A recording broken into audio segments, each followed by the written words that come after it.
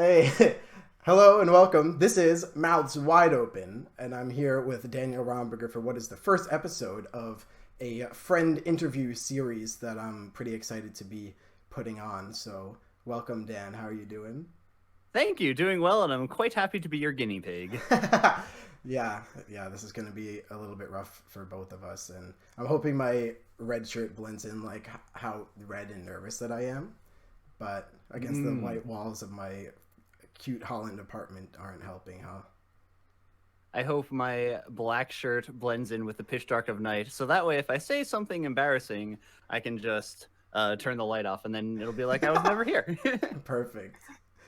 Yeah, so I guess, this is a friend centric series, but for those who don't know, my friend Dan Romberger here is a man from Pennsylvania who I met during our bachelor's at Binghamton, where Dan studied economics, actuarial science, and music, if I have that right. Yep, And triple major. nice. And now is working on a PhD at University of Toronto or Toronto it's University. it's actually a DMA, DMA. Doctorate of Music Arts in Oh, composition. So it's technically a performance degree, whereas a PhD is more of a research-based degree. I Unfortunately, see. it still means I do have to do some research, but it's light in comparison. Yeah, can't skate that one, huh? Mhm. Yeah, how do you think I feel going for a master's two in computer science and they keep telling me I have to actually learn something? It's so infuriating. Oh Can't get man, over it. you have to actually write things. Yeah. So, in a lot of interviews, it's pretty funny because, well, not that funny, but what you'll notice, I guess, is to start an interview or for the entire mindset of an interview, what a lot of times people will do is they'll either want to start and like paint a picture, right? So I start maybe from when you were young or maybe at a certain point in your life and then build from there. Or people will either that or people will start with like a totally random and like off the cuff kind of question, even though it's not. So Okay. I guess with that in mind, I'll ask you, Dan, what do you want to talk about first? Oh man. So a random off the cuff kind of question. All right, sounds Let's good. see. Do you Do have you an like idea in mind? strawberries? Okay, yeah, as much as the next guy. I mean, I look like a strawberry a little bit, but I was about to make that joke. There goes the get punchline to some my off the seeds cuff on me in question. my strawberry crown, right? But all right, let's think in a little bit of a different way. So maybe to give you a more grandiose introduction, aside from Ooh. obviously the things that you do, like for school and whatever, is you're very much into music, very much into video games, into sports, and into so many really interesting areas. So those are obviously some of those things anyway I share in common with you, Yeah. and am very interested in learning more about myself. So maybe how about we start with music being Sure. as where we met, where in my freshman year of my bachelor's, I happened to meet Dan in Explorchestra. I dressed up for the occasion, Hey. and Someone's got to be wearing an Explorchestra shirt anytime people from Explorchestra get together, right? yeah, there's got to be a law. I bet if you look back in history, like there's like a ratio between the number of people and how many Explo shirts. It's like if Yes. there's two people, always one's gonna wear it. But if there's 15, how many are really gonna wear it? Not like half, or maybe I don't know. But Yeah, it's like it could be like the bystander effect, where as more people get added to the scenario, people are less likely to wear an Explorchestra shirt because they assume someone else will. yeah, yeah. But where we met is in Explorchestra, which is a student-run organization at Binghamton University, where it's a full symphony ensemble basically of instruments of all any different kind, ranging from all instruments where everything that we play is written and conducted by someone else in the group. And Hmm. that's how I happened to meet you, Dan. And so I guess it's maybe a little bit more of an abstract question. uh, what exactly makes music cool for you, and why have you stuck with it for so long and in so many different ways over these years? Good question. So, like, I got started off, uh, s- I guess very early on singing.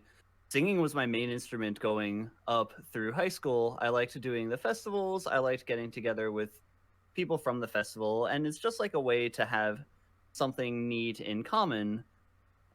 Usually, oftentimes the festivals were like the one chance that I would get to hang out from people who were not from my particular town. And even though they're from other towns in roughly the same area, it's neat to bond over something as common as liking singing.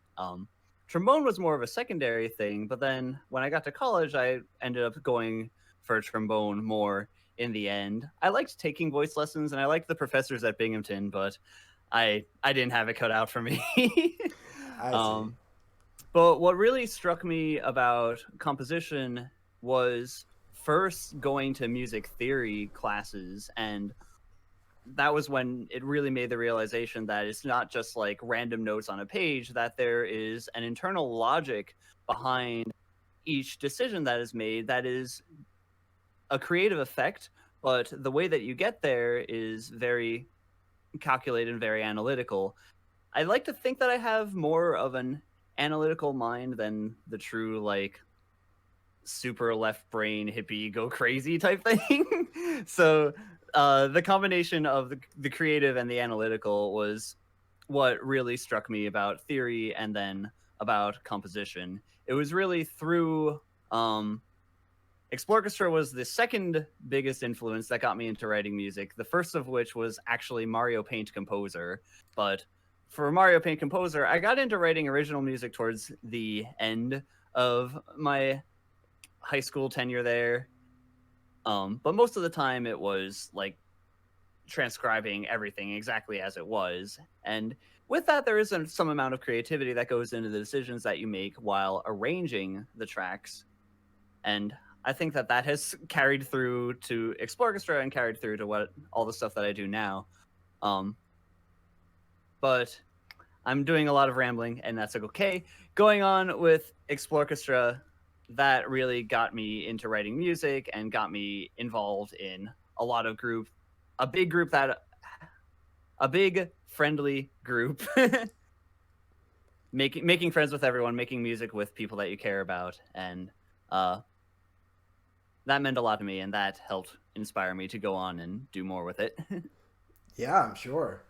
And I guess for a few things that I'll just point out quick for maybe those who don't know, Mario Paint is a really cool, well, technically a game, right? But it's almost Yeah. like a composition tool where you have all different sounds and then a staff of music. So you would put the sounds like, by hand, and there's like a fire flower and, mushroom, whatever. And you're able to compose entire works of music that have their own kind of soundboard that they use, but it turns out into Yep. a really big, a really impressive production in the end. Like you don't even know you're listening to a Mario Paint anymore. And It's quite a strange it's quite a strange interface, but it's insane the crazy amount of skill that people have taken it to. yeah, you even look back, if people are thinking about YouTube in like 2007 or so, maybe Mhm. 2008, it's like you're either watching an anime music video or you're watching a Mario Paint production. So I think for some people that's going to hit a really deep chord in them and resonate pretty nicely. So Yeah. I like Mario Paint a lot back in those days. But I was Mhm. pretty interested, by the way, to hear what you said about first having music theory and second having Explorchestra as your big influences in music. So, Mhm. you know, also in Explorchestra, maybe for those who don't know, is Dan is an extremely prolific composer and has done a lot of works from like all different branches of music and things over so many years. And Yeah. I wanted to I'm a little surprised, to be honest, that it was just your start in college with this big push into music. So, what Yeah. have you done with composition up until college, if anything? Uh, Mario Paint. Yeah. That Wow. was basically it in college. I got finale at college, and then yeah, that's how I got started. I started writing music of my own as a sophomore, and then I part of the reason that I wrote so much for Explorchestra was at the time there weren't that many other people who were doing the same thing, so um, there was a void to fill, and I kind of took it upon myself to fill it because I enjoyed the group so much, and I enjoyed the friendships with people that I had made throughout the group. Yeah, I'm sure. And like you said, having a void to fill, I'd say something pretty interesting about your style is that on one hand, it's so excellently using all these tools that music theory has to offer. You know, a lot of times people think if you're following so many strict rules and like this note resolves to this one all the time, that it can be restrictive. So on one hand, it forms so well and like uses all the tools like in the best ways without overusing them. But at the Yeah. same time, can be really creative with a lot of different time signatures and a lot of different and creative sounds. So do you think that maybe was an inspiration from Mario Paint, or was that something where when you were in music theory you took it more as suggestions rather than rules? Um, I th- I think of music theory more as like a tool set, a skill set that you develop. Music theory gives you the language and the words to express what it is that you're doing. It's another lens that you can look at to take a look at what other people have done and what you are currently doing, and then essentially collect all these sounds that you like in a toolbox ready to be pulled from again. It's a way, and that's traditionally how music theory has been. It was always more reactive rather than proactive.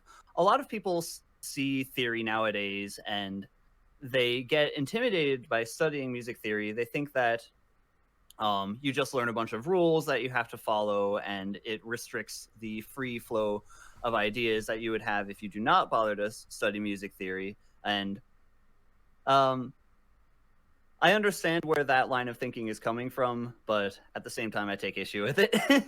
Yeah, yeah. And in these compositions that you work on, I've heard probably a million formulas of how people start with an idea and they get it down onto paper and then into production. So could you give me a little bit of insight of what your pipeline is for creation, especially at times for Explore Orchestra when you're writing a lot of pieces in a semester, or maybe now that you have a really large piece that's an important part of your program? Yeah.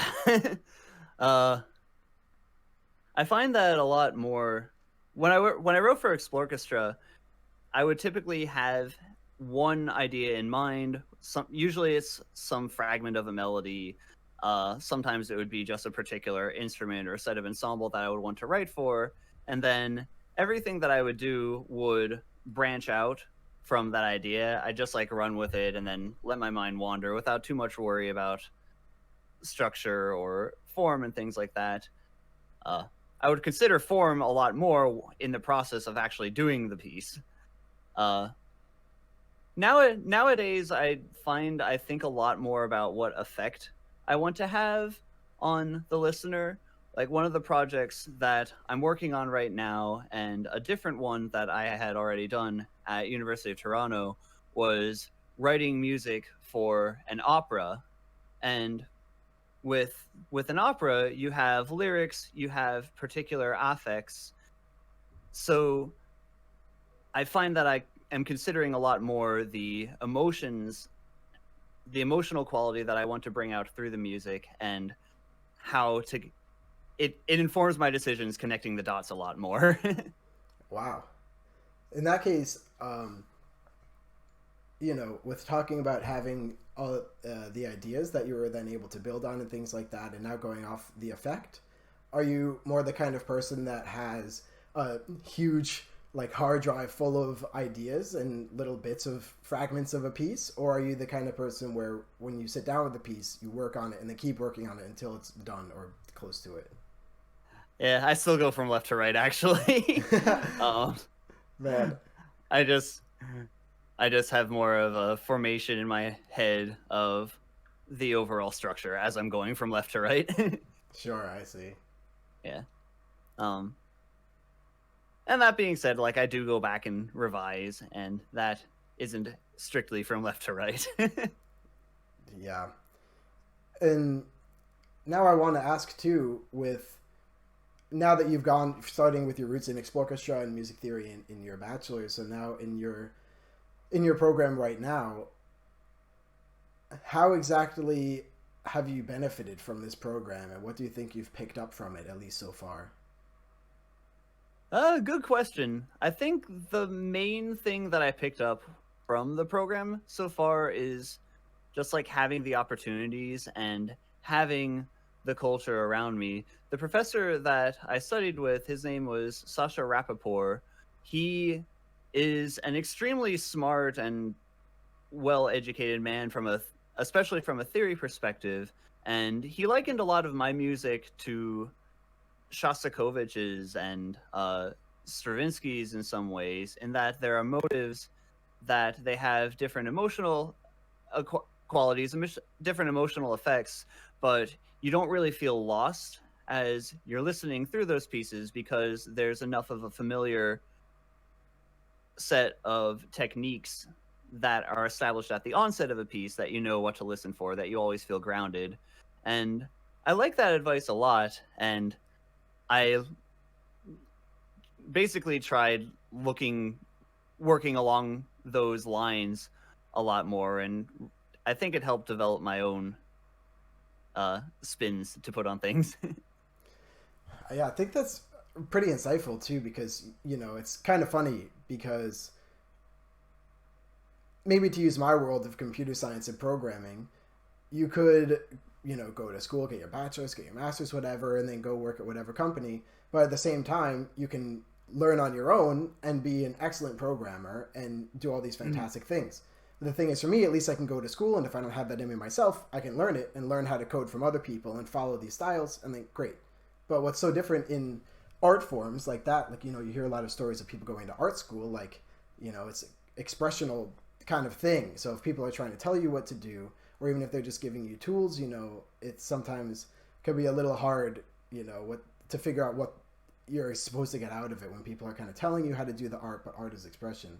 So I think it's really important, like you mentioned, to have the environment, and especially to be just putting so much into it, Yeah. to be almost forced to write these compositions and then talk to your peers about them and things like that. Yeah, the way that he kind of did it is that he looked at what I was doing and then identified what he thinks that I was good at. So then he encouraged me to hone using those things as a reference and then become even better at the kind of thing that I was already doing. So next year, I'm actually going to be studying with Elliot Britton and taking a largely opposite approach. Elliot Britton is a specialist in electronic music, and he was formerly a drum and bass composer, which is interesting. Nice. But he incorporates a lot of contemporary production and even contemporary experimental sounds into what he does. So I'm looking to go outside of my own personal comfort zone and do something absolutely totally crazy, totally off the wall for me, and we'll see how that goes. All right. I mean, Yeah. I'll be honest, drum and bass is one of my guilty pleasures. So if you ever cook something up, I'll be the first ears to listen. But Yeah. yeah, but now going from that, obviously, as we talk about all this sort of path that you followed right through music and in the pursuit of it, something we've maybe neglected to talk about is how much of an influence that video games as a whole have had on your musical career and tastes and compositions and things like that. So why don't you tell me a little bit about how that goes, how games have impacted your music taste and career? Sure. So I think the three things that influence my sound, my personal composition aesthetic the most, are video games, particularly the strong melodic ideas of melodies and like Koji Kondo, Toby Fox and Undertale, Grant Kirkhope, who composed Banjo Kazooie and Donkey Kong 64.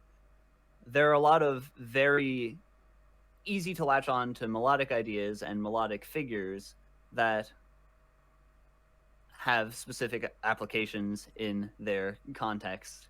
So that's something to get inspired by. I also really enjoy romantic symphonies. I think that my music has a lot to do with them as well. And then the third thing is progressive rock, because I do very much like the crazy time signatures and I really like grooves. Video game music also has a lot of grooves, and they aren't as dissimilar from each other as one would immediately think.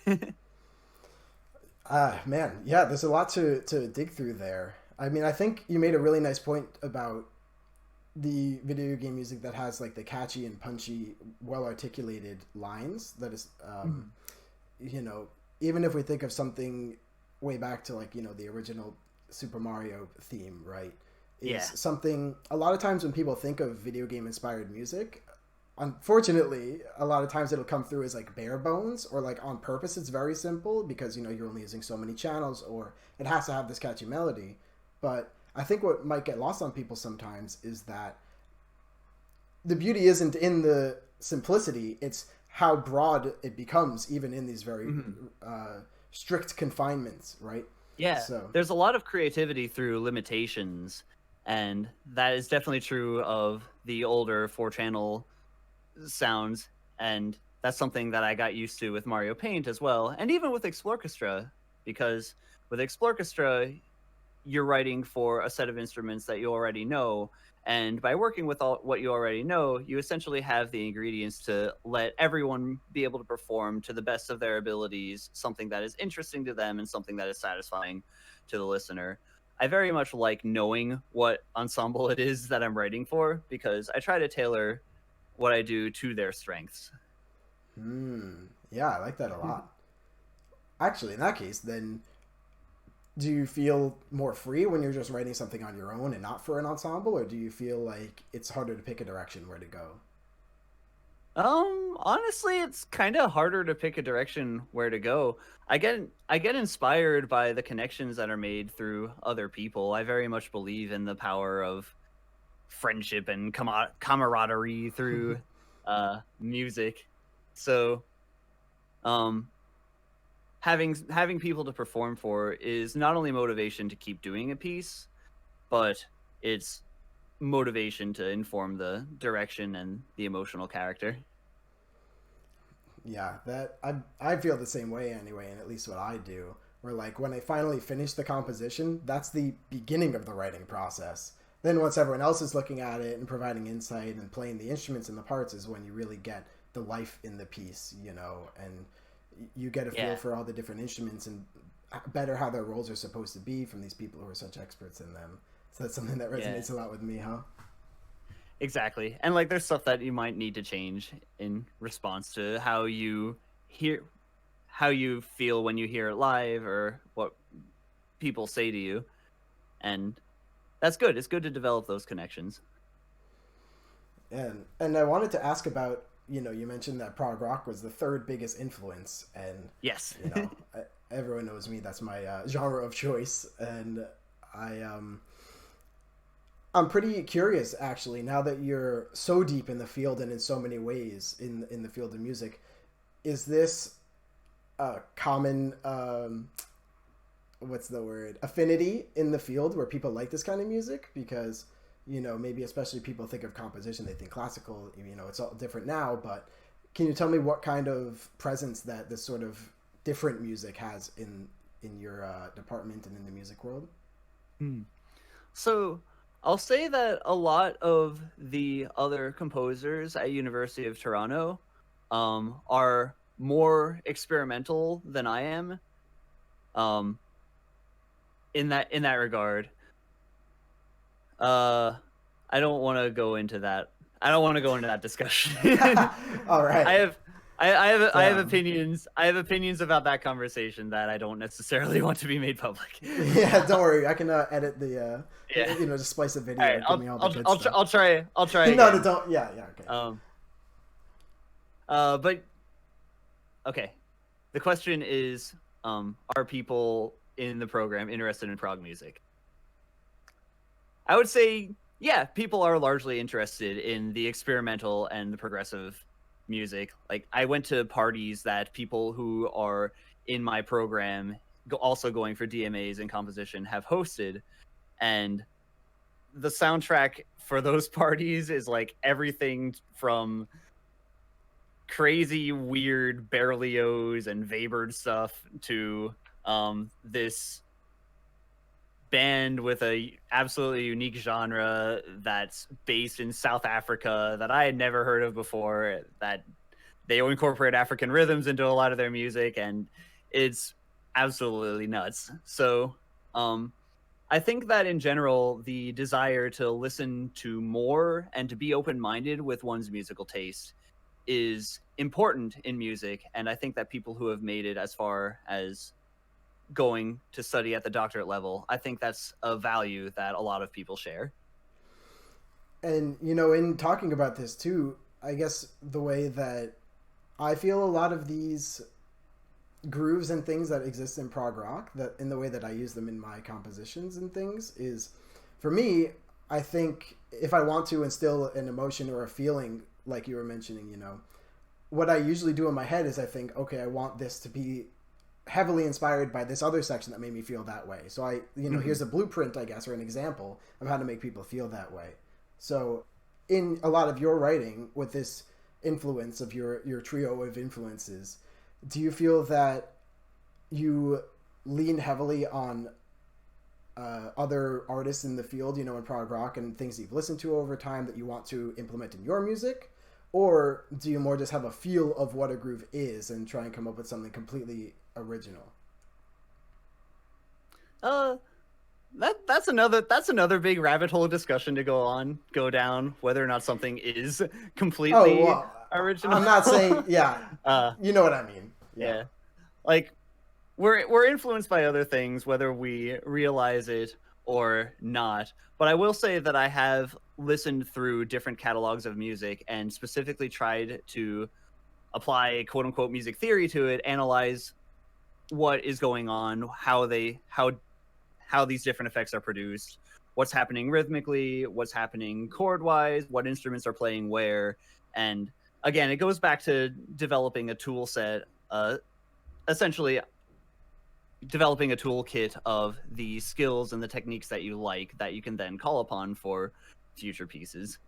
Okay. Um, I've even ripped myself off to some extent. Yeah, right? What are you going to do? Sue yourself? It's the perfect crime. I don't blame you. Yeah. If you sell your music to a publisher, then you could actually get convicted for doing something like that. What a world. Man. Yeah. All right. Well, here's to keeping you out of jail, buddy. I hope you make it through. But I think I'll be okay. that's good I to won't take hear. any dubious contracts from Hal Leonard. Oh boy. Yeah, before I ask any more sensitive questions, let me maybe shift gears a little bit and ask. Uh, Let me see. Maybe it was not even a year ago, maybe 2 years ago, that you started your YouTube channel, Danny Music. And why Mhm. don't you talk about that and how that came to be? Sure. So that came to be because I was hanging out with a lot more YouTubers from MagFest, and I realized that I'm not doing enough music while I was working full time as an actuary in Detroit. So I'm like, I should do this to keep myself playing, to keep myself involved in this scene. So uh, Hmm. that was kind of the impetus for starting the channel. And like I would write to myself, and I play trombone. I sing a little bit, but I not that often. I don't really play much piano. I do whistle and I play theremin. So I'm like, oh, okay, I'm just going to write for the instruments that I can for the most part, and we'll have this weird eclectic ensemble, but it's fine. I think that once again, is creativity through limitations Hmm. that's playing through there. But I do think that writing myself a lot of stuff through Danny Music has encouraged me to push my own playing in ways that I wouldn't have been able to think of before. Like before moving to Detroit, I was struggling to get above a G in trombone range, and now I can comfortably get the D above that, sometimes all the way up to the F Whew. in recordings. So Damn. uh, it's worked a lot, and I met a lot of people through YouTube in addition to like having that shared experience among the friends that I made through uh, the video game music scene. So it's been a great experience overall, and I kind of slipped kind of dialed it back a little bit now since doing the doctoral music program, since I'm writing a lot of other stuff. But I very much enjoy the YouTube scene. I think it's great. Yeah, and it's funny because it's something that obviously I spend a ton of time on YouTube. I'm watching whatever I can. I like music, I like video games, so I'm listening to a lot of content like this. But despite having a lot of ideas about what the end product is, it's interesting to hear you talk about like the networking side and the sort of community that exists within this scene. So as you say that when you went to MagFest, you were hanging out with YouTubers and got inspired, and now we're in this scene with them. What is that like networking like? Or did you just show up to MagFest with a trombone and they're like, hey kid, here's a camera. Let's see what you can do. I mean, I pretty much, the first time that I went to MagFest, I basically just showed up with a trombone and hung out in the jam clinic, and that kind of ended up being the foot in the door. That's how I got involved with Materia Collective, and from there, that's how I ended up meeting a lot of other people. So it's a great experience. Definitely don't discount the connections that you make at any step in the way. Yeah. I was trying to think of it's a really supportive community, and like I think it's funny I think a lot of the people who are on YouTube don't really realize that. there was one person who wrote on one of my videos a comment. It's like, hey, you should check out the Game Brass. They're a brass quartet that does these videos that I think you would really like. And this person did not put two and two together enough to realize that I am in the Game Brass. Yeah. They come to your channel, they're like, man, I love your work, Sunglasses Danny, but you should check out this other band. They yeah. But that's funny. And I'm even trying to think. People don't really realize that like everyone is, in the video game music scene at least, everyone is very much friends with each other and extremely supportive. Yeah, and I'm trying to think how you're walking around MagFest. I'm like, well, you would, if you're trying to network with people, you wouldn't give them like a business card, right? So I'm trying to think, like, would you give them a flash drive with your music? But hear me out. Some people do give business cards. Okay, even better, because we're going off the air, okay, Dan? I'm going to give you some advice. What if you took those, you recorded some of your music and put it in one of those cards, like birthday cards that plays music when it opens. So just have like your number, not your number, like maybe your Instagram, whatever, YouTube channel, your SoundCloud, all that, and they open it and it's playing music with all your info in there. You get like a nice headshot and everything. So, oh my god, engineering $1 million idea here. You have to make a headphone jack onto those cards, so that way they'll be able to listen to the music at full fidelity. Oh man, I was even just like loving the little like super compressed and like shitty speakers kind of its quality. Like, here's my card, and then you walk away like all cool, and they're like, what the fuck? Like, I can't tell if this is happy birthday or like Beethoven. I don't, it'd be perfect. But so you mentioned so far a lot of your works alongside your YouTube channel career, where you talk about the Game Brass, you talk about Materia Collective. So why don't you tell me a little bit about your involvement with those and how those have been going? Sure. So the Materia Collective is a video game record label and community that they're branching out a lot now, but they publish records of both people's original video game soundtracks and video game remix albums. So there are some initiatives that are led internally throughout the community, and then there are some that are just people who sign on that they want to do a particular thing, and Materia Collective sponsors and finances them in exchange for a cut. Then it's about 600 people now. It's gotten insanely big, and it started off just with one Final Fantasy VII remix album that they thought was going to be the end of it, but nope. Turns out, hey, getting a bunch of awesome musicians from the video game community together is a pretty sweet thing. So let's just do this thing now that we have the super group together. So that's pretty cool. And now there are a lot of initiatives within Materia Collective about getting live concerts, getting sheet music to be licensable.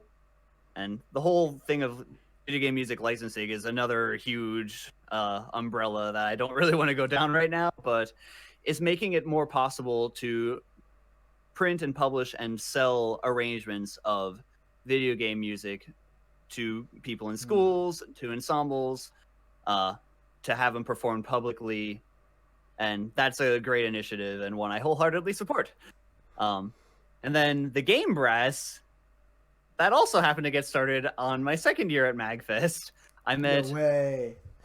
yep, Wow. I met Robbie Dugay. It was his first MagFest. He came from Toronto, um, and I was playing with a different friend, a different would become friend from Materia Collective. His name was Greg. We were playing in the hall, and then Robbie was watching a little. Like, hey, I used to play trumpet. I really miss it. We should go back to it again. And then I saw him a couple other times throughout the convention. The last time that I saw him, it was on Sunday, and he was like, he was really worried because he had a ride to the airport in going to Toronto, and the ride fell through. And I'm like, oh, I can take you. So so then I took him, and that's when I realized that, oh my gosh, Robbie is a legit guy. he is he composes video game music basically full time, and he also teaches at Sheridan College a course on video game music design. And we were talking, and he's like, "Hey, I want to get involved with performing a bit more," and that's how the idea for the Game Brass was formed. And then after we had met, we talked a little bit more, said that we're definitely interested in the thing, and then we got the other musicians on board. The Game Brass is primarily a YouTube channel, but like we're on Spotify and the other platforms as well. Uh, we do video game music covers as a classically trained brass quintet. So it really bridges the gap between classical music and the modern genres that we know today, to use a quote from our channel trailer. Nice. Yeah, and speaking uh, of which, for all our listeners, we'll get all the links in the description box below. All the ways you follow Dan here and all these different groups. But it's really nice to hear. You mentioned earlier that it's such a supportive scene that you have with the YouTube video game music kind of people, and yes. so it's really nice to hear that, like you said, everyone's so supportive. Where you might even think that sometimes there might be competition and things like that, or people like if people are watching you, they're not watching me, right? So I think it's Mm-hmm. really something special how people are able to build these groups, like you mentioned, almost out of nowhere. At Magfest, to find people who have a passion and something that they believe in and can do, but it's a whole different thing to put the effort in and come up with this end product. And Yeah. I think it's like how Silicon Valley created a technology explosion, basically. mhm, Everyone was looking at each other's code and then iterating on that and then just making these super efficient, super cool processes. With the video game music community, since everyone is so supportive of each other, everyone will very frequently like talk shop, basically share secrets, say how they do things, compare processes and things like that. It really elevates the genre as a whole, which is better for everyone.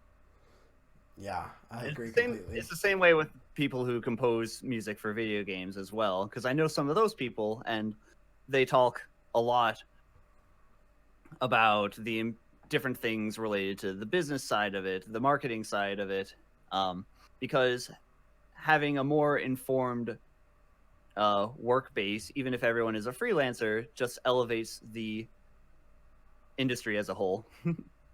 Yeah, and that leads pretty nicely to something I'm wondering now. Hearing all this is obviously this is like the shittiest question. So if you thought some of the other ones were bad, buckle up for this one. Okay. But where do you see yourself in 5 years? Or maybe to phrase my question a little better is, so like you've said, how now you're going for this program, you have a lot of these projects with different groups.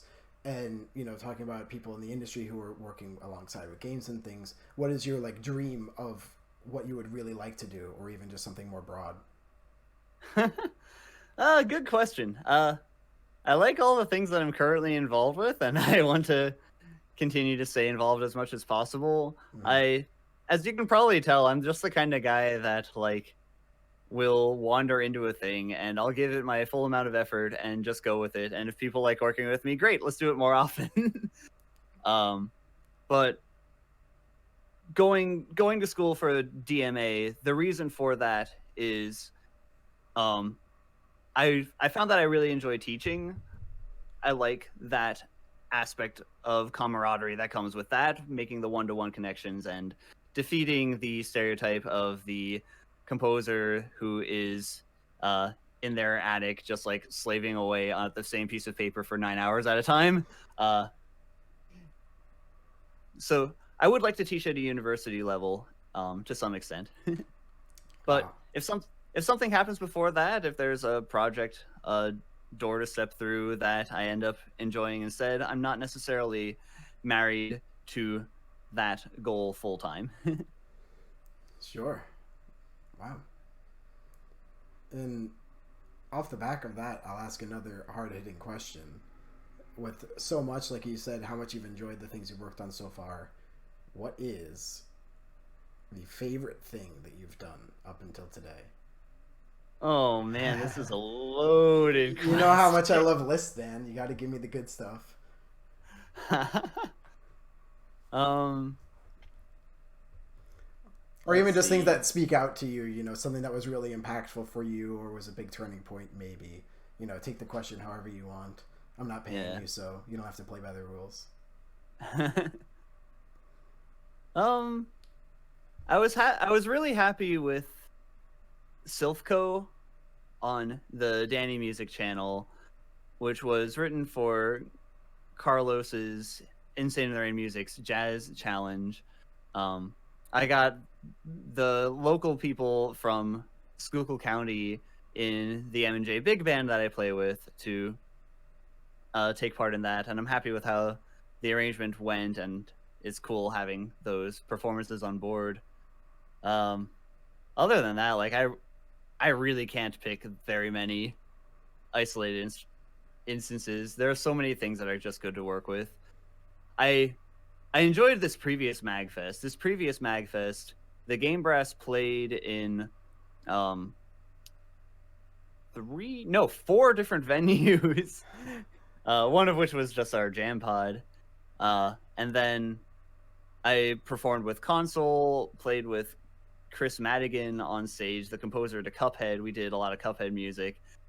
That was a really insanely talented band. And then I also performed with my friend Lauren as part of Curious Quail's set. Curious Quail is an indie rock band that has a chiptune aesthetic. One of the instruments is literally a Game Boy that they program.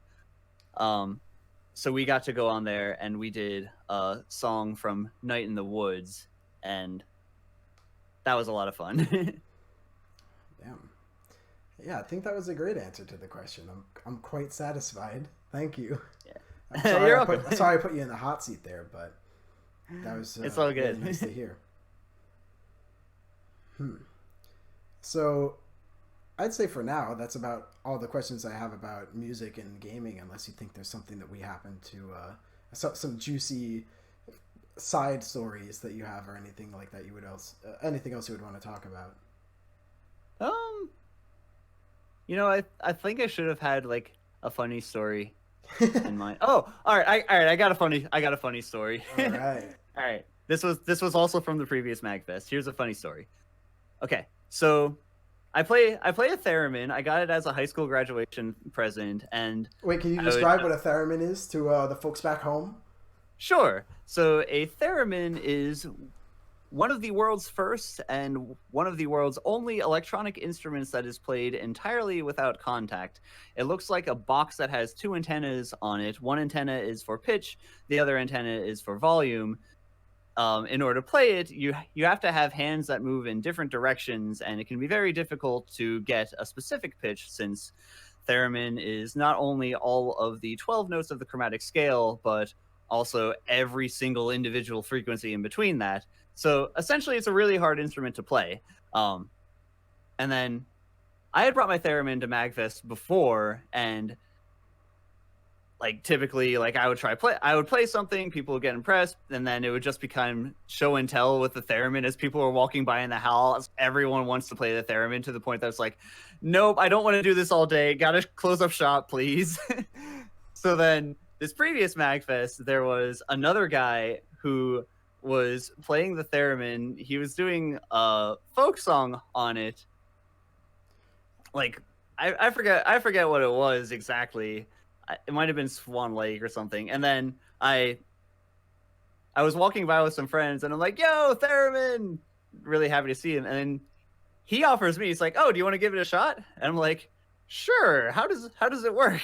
Well, I wasn't like, "How does it work?" at first. He starts immediately going into the explanation about how it works, and I thought it was hilarious because the way that he was wording everything was extremely similar to how I normally word it whenever I tell people how to play the theremin. So like he goes into the spiel, and at first I was going to interrupt him, but then I just let him do the whole thing. Yeah, you and gotta I'm like, let it "Oh, ride. man, Yeah. gotta let it ride." And then the friends that I was with were laughing. One of them got a video. So then he was playing like old school folk songs, and I ended up playing "Oh Susanna" on the theremin. And just like doing it well, and then I saw his eyes like get wide. He's like, "What?" Because he's not used I've heard of you in the prophecies. I didn't think they were true. Because he's obviously not used to someone being able to go up and play it competently. Yeah, right. So I did that, and then I get done playing it, and other people were applauding into the with. And I'm like, "Huh, that's a pretty cool instrument. Thanks for letting me play it." Without letting on that I've actually been playing it for several years. Dang, that's a good one. Did you tell him in the end, or you just like walked No, away? I didn't tell him in the end. I just walked by. Yes. Goodbye, stranger. Until we meet again. Yeah. I don't know. Yeah. Maybe he figured it out. Yeah. I mean, that's nuts. I mean, I think that's like the instant tell is when like, you know, people forget that the volume one is, you know, how close your hand is to it. So they like freak out and don't want to touch, and then it like shrieks, you know? Yep. And, that's like the dead giveaway. So Yeah. skirting that one. I also think probably you're made a dead gone with giveaway. I also probably made a dead giveaway because I tuned it first. Wait, how do you tune it? Essentially, where you stand, you should be able to lift the volume arm so that you can't hear it make a sound at all. But then as soon as you go any amount closer to the volume one, then it's the low end of the theremin's range. Oh, dang. That's funny. Wow. Well, I'm grateful for you to share that story. That was great. And I guess the last thing I wanted to talk about, just for a little while at least, before we wrap her up, before we reach time. Not that there is a time, but sure. I mean, you got to edit all this, so yeah, right. take only the good you think parts. there's an edit? I click upload button, and that's the edit. Oh, I add a title. Great. That's kind of a edit, I think. No, I'll have to take care of it. But either way, something else I wanted to talk about that is something very unique, actually, in something that I appreciate a lot is that, if I may, I would describe you as a competitive person. And in that way, I would also describe myself as a competitive person. But I need to make a key distinction. When people hear of competitive people, right away, people think that means that people are dying to always compete, or that they hate losing, or they're sore losers, or they need to win to feel good about themselves. I feel that a truly competitive person is someone who appreciates competition and the art of competition and the beauty of competition. So I hope you don't take it as an insult anymore, because I like that. I never thought of it that way, but I totally agree with that assessment. Yeah, because it's really sad to see where some people get really upset if they don't win, but for someone like me, and I know as us being friends is the same for you, that I would rather have like one of the most amazing games of my life and lose than to get like an easy win that's over in 2 minutes and doesn't take anything. So Hmm. I wanted to talk to you a little bit about competition because it's something that I think maybe you and I have maybe a kind of unique mindset about the way we think about it and go about it. So I know that there's a lot of competition in the avenues of your life, right? Where I know you're a sports fan and that you play a lot of sports and games with friends, and that Hmm. also you spent a lot of time in the Pokemon scene, getting with Oh that yeah. Jolteon microphone and all that. So yeah, talk to me about competition and what you like about it, what it means to you. Yeah, I like the frame of reference that that's a bad word. I like the turn of phrase that you used to discuss that, and I would go a step further. The people who are sore losers, killing a fly, the people who People are who are sore losers. sore losers, those guys, um, it can probably be argued that they don't really like competition. They just like winning. Yeah, I And agree. those are very winning and competition are very distinct things. But um, I think that if you are playing a game where there are winners and losers, you owe it to yourself and you owe it to everyone around you to just like do your best. It's most fun for everyone if you're doing your best and trying your hardest. Yeah, and something, of course, I in my heat exhaustion, it actually, by the way, like yesterday and the day before was almost 90 degrees here, and I live in an upstairs apartment with no air conditioning. And then Brutal. I went to the store and they were sold out of fans. So I went to the grocery store and they were sold out of ice cream. So I keep But like they trying to did have go a at it with fan. my no, the grocery store also didn't have a fan. Or well, I just kind Oh, of stood in the freezer and like sat there until they had to kick me out. But it's okay. I'll be your fan grocery store. thanks. But why did I bring that up? See, I'm really this heat exhaustion is dragging me down. Oh But no. let me think. Talking about competition. Oh, Yeah. something I neglected to mention. There we go. We're still with it. Is we spent a lot of time playing board games. Like honestly, as much time as we spent in Explorchestra for 6 hours on a Saturday, we would spend the next 6 hours playing board games and things. And I Yes. know how much into game theory and stuff you are in economics, and which is the study of decision making economics, Yes. right? So, what were you always interested in competition, or is that something that came later on, or at a specific point? I'd say I was pretty much always into it. Like I did soccer in high school. I did track. And then I didn't like it. I didn't like doing auditions as much. I'd just rather be part of the ensemble. But um, like with soccer, it's a winner. There's winners and losers, and you always try to win, right? Um, Yeah. So from there, I'll ask then. and video games. Video games, there's always winners and losers. Oh Um, yeah, unless you're playing, even if you're playing like a single player game, uh, you can still lose and get game overs or something like that. yeah, yeah. So I want to ask about.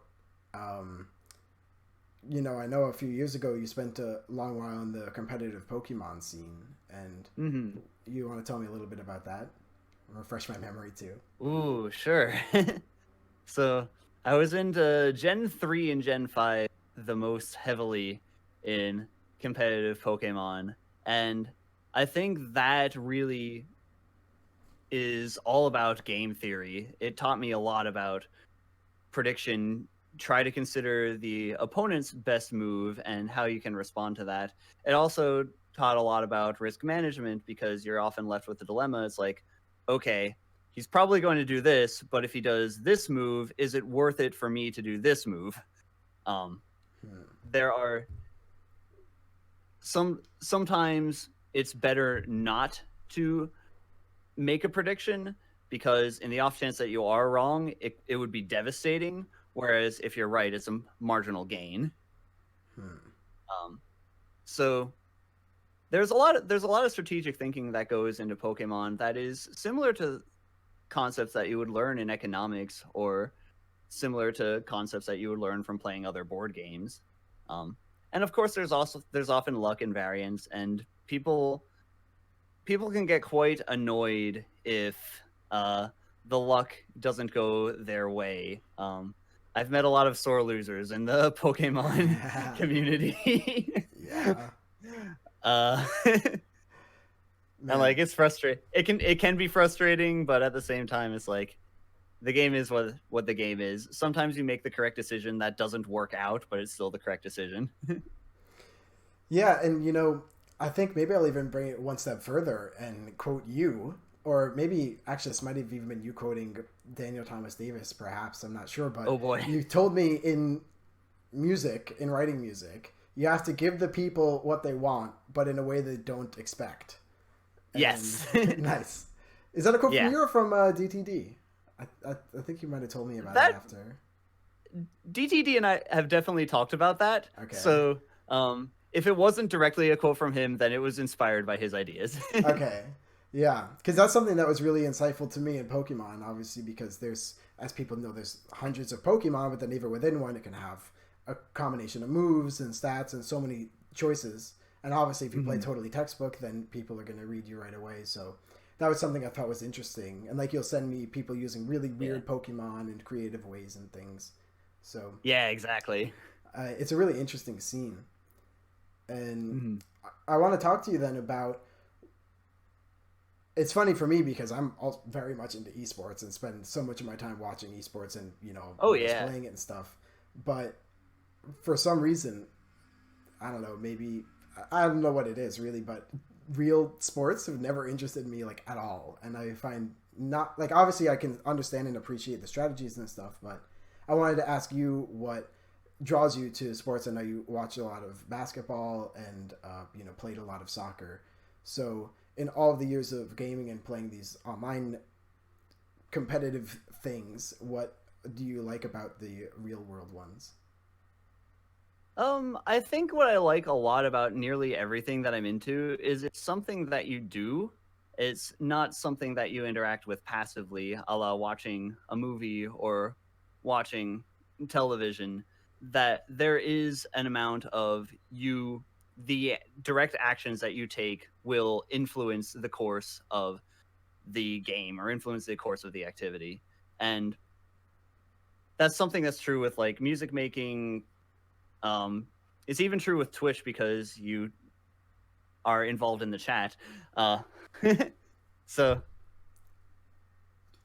yeah, I like being active and I like the physicality that goes into it. Yeah, sure. And I'll tell you, well, I mean, just for me, some people might know one of my favorite pastimes is, well, it's not even a pastime with how intense it is, but playing Marco Polo in my pool is something that all my friends know Oh so man, well, and it's so intense. Yeah, you're there's maybe a there's veteran its own in some meta standards. strategy. Yeah, exactly. So that's something that is really important to me, and I'm really proud of, and so interested in. Like I could talk about for Yeah. hours. And I know you're the And like same way. playing basketball in my pool is also one of my favorite things to do. Period. That's what I was just about to bring up. So, can you tell me about that? Like, how did it get started? What do you like about it?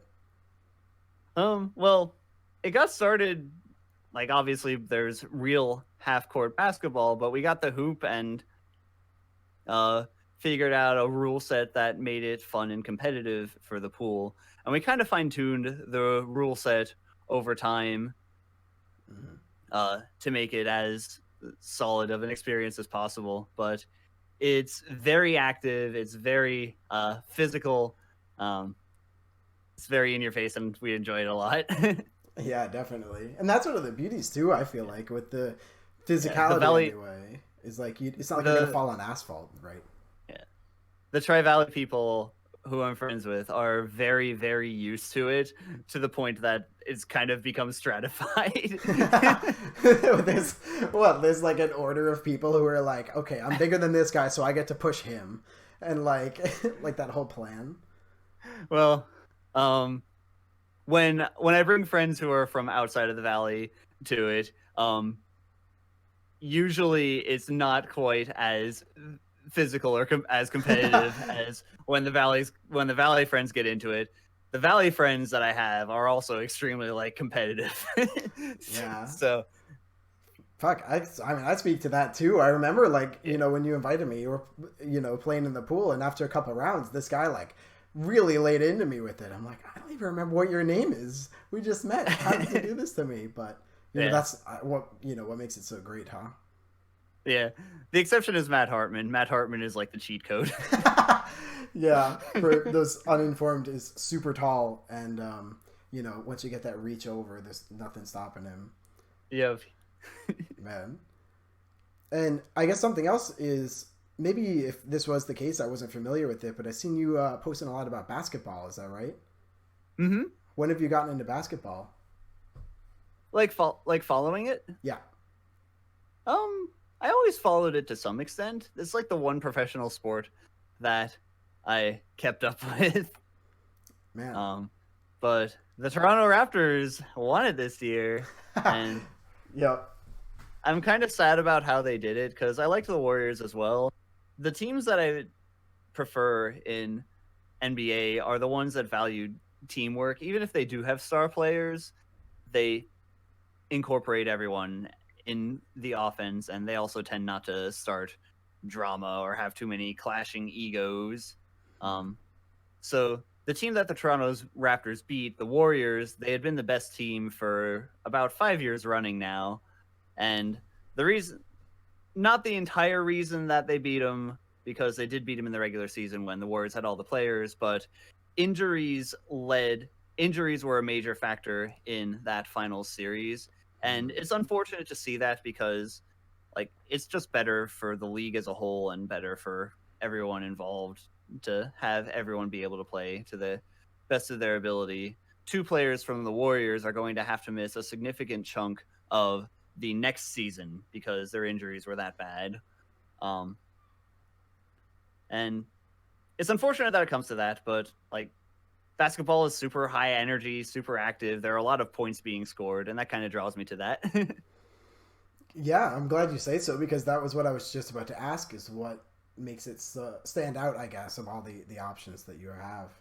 So, yeah, I definitely agree with, like you mentioned, first, there's a lot of action constantly happening, and it makes it very interesting to follow. Like, there's not a ton of downtime. But also, Mm-hmm. you get such a feel for the play styles of the teams, of the dynamics within a team, and how the teams match up, since they're, Mm-hmm. well, constantly thrown into the ring rather than doing set plays, or like, baseball is one guy at the bat kind of thing. Yeah, So, and you get a feel for the individual players. There are five on a field, or five on a court at a time, and uh, who is and who is not on the court makes a dramatic impact. yeah. It's not like football. There are a ton of players on the team. Um, obviously, the quarterback's the most important one, but Yeah. it's I don't Even know. It's harder then, to get everyone's names. yeah, definitely.